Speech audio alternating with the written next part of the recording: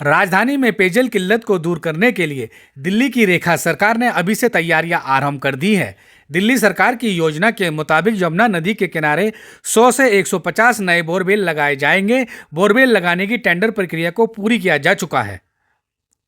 सभी बोरवेल यमुना के ओजोन में लगाए जाएंगे, इसीलिए इसके लिए अभी एनजीटी से मंजूरी लेना बाकी रह गया है और जब तक एनजीटी से मंजूरी नहीं मिलेगी, बोरवेल लगाने का कार्य आगे नहीं बढ़ेगा।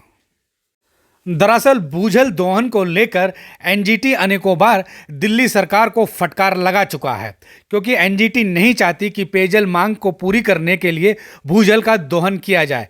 परंतु इसके बावजूद दिल्ली सरकार बार बार यमुना नदी के ओजोन में बोरवेल लगाने की योजना बनाती है। अब देखना होगा कि क्या दिल्ली सरकार के 100 से 150 बोरवेल लगाने की योजना को एनजीटी मंजूरी देगा।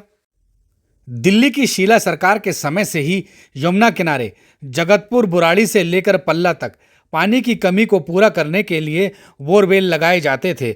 आम आदमी पार्टी की दिल्ली सरकार ने भी 11 वर्षों तक यमुना किनारे बोरवेल लगाने की योजना को क्रियान्वित किया था और कई बोरवेल लगाए गए थे।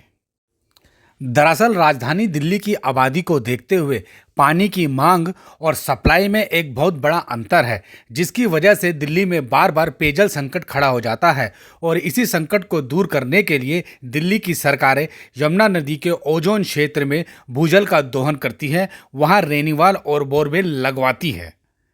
यह योजना दिल्ली की कांग्रेस सरकार के समय आरंभ हुई थी, जो लगातार अभी तक चलती आ रही है। शीला सरकार के समय भी 100 से अधिक रेनीवाल लगे हुए थे।